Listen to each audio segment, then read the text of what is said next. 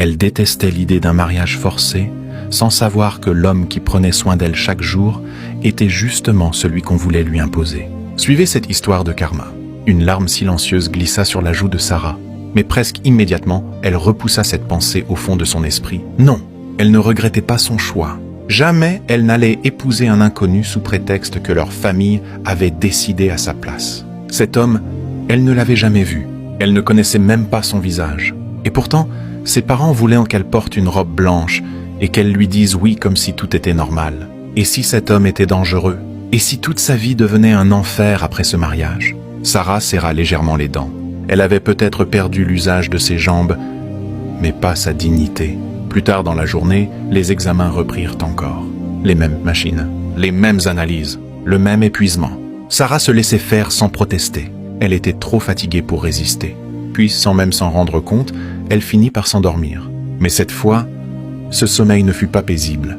Elle rêva de l'accident, la rue, les pleurs, les klaxons. Puis soudain, le choc, le bruit métallique, son corps projeté au sol, le sang, les cris, tout revint d'un seul coup.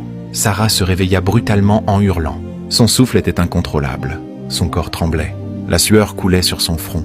Et devant elle, quelqu'un se tenait déjà debout. Zachariah.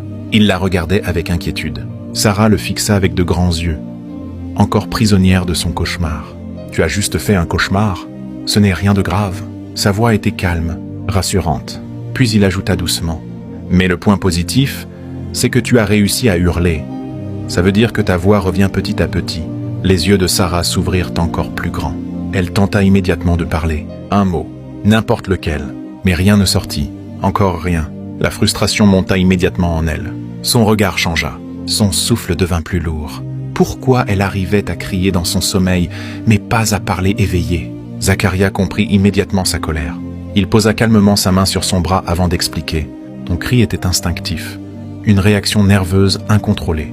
Ton cerveau a subi un traumatisme important. Il faut du temps pour que tout revienne normalement. Mais crois-moi, tu progresses vraiment. À ce moment précis, une femme en blouse blanche entra dans la chambre. « Ah, parfait, docteur Sec. C'est la patiente dont je vous ai parlé.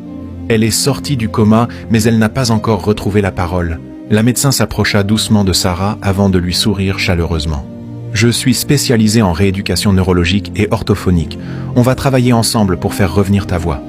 Et crois-moi, tu vas y arriver. » Pour la première fois depuis très longtemps, Sarah ressentit quelque chose qui ressemblait à de l'espoir.